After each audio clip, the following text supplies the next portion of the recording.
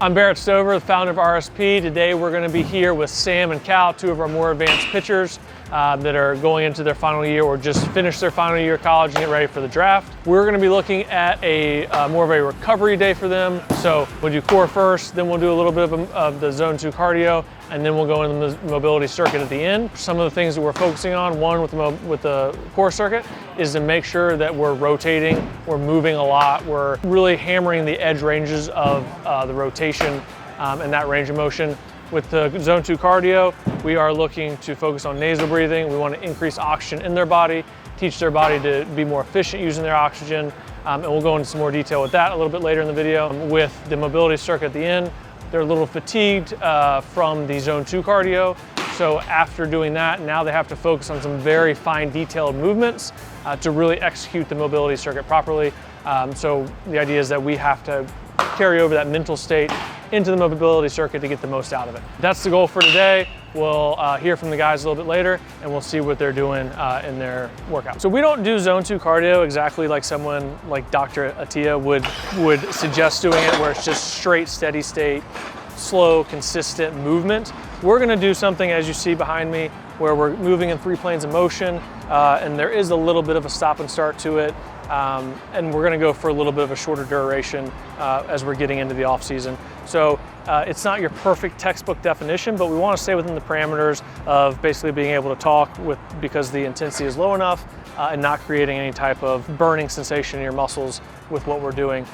So we have guys doing like a lateral sled pull a lot of times. We're moving now in the frontal plane, and then we're gonna do a rotational med ball slam where we're going overhead. So again, we're just getting the range of motion down, and we're getting rotation, and we're getting frontal plane movement, all things that are very important to baseball players, especially pitchers. So it's not your textbook definition. We're changing it a little bit, but we're still trying to get the same benefits of doing it. And what we're gonna do here is 2 rounds of 3 sets for each round. And that's gonna be nasal breathing the whole time. We wanna keep the intensity low enough.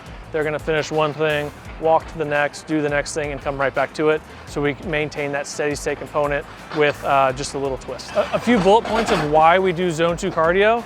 Number 1, it increases your overall cardiovascular health. It allows your heart to pump more blood per stroke or per pump, so you're becoming a lot more efficient.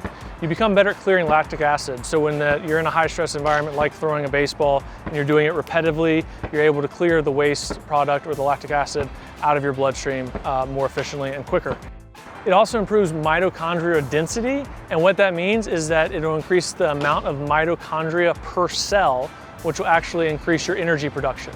So even though we're doing something steady state, we're helping overall energy production at the cellular level. You're going to produce more nitric oxide, which is going to dilate the blood vessels, which will help you transport more oxygen to your system through the blood. So huge advantage there.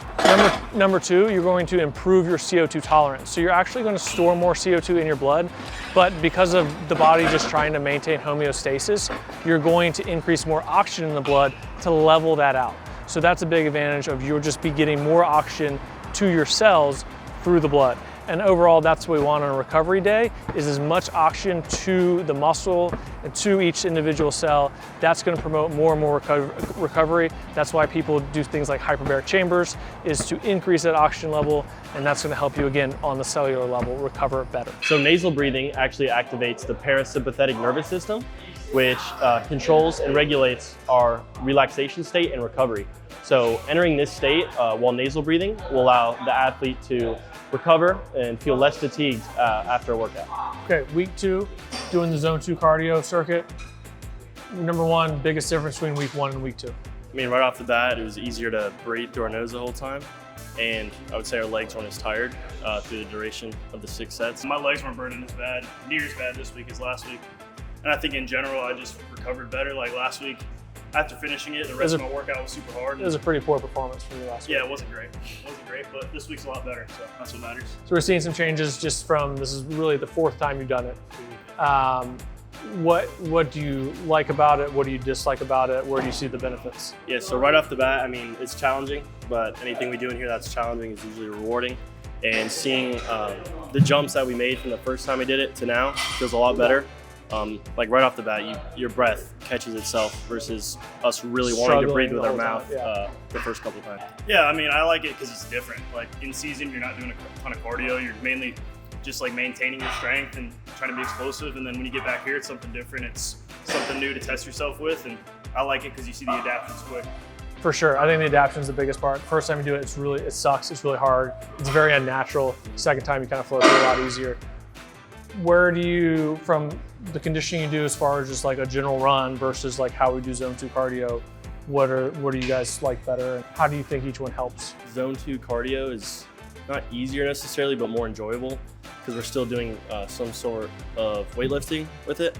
And since we're focusing on the nasal breathing, I think that'll help with other cardio that we do in the future. For sure. Because next time I go run or have to run poles at school, for example, like if I try with my nasal breathing for a while, I think in general it'll get a lot easier. So.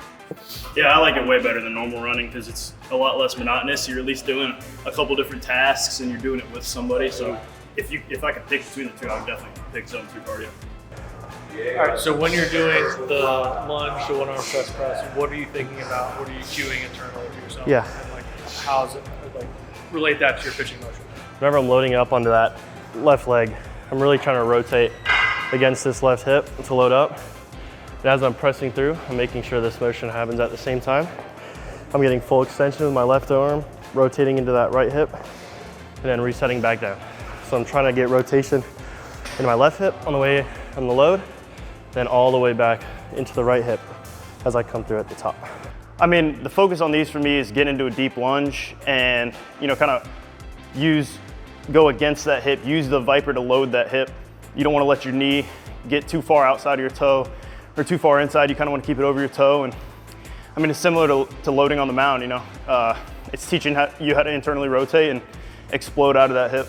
On these supported airplanes here, we're really working on keeping our toe down with that foot that's on the ground, while we use our other leg and hand and eye to rotate into that hip, and as we go out away from that hip. But we're also trying to maintain that knee posture over the toe and get as much rotation into that hip and out of that hip as we can at the top.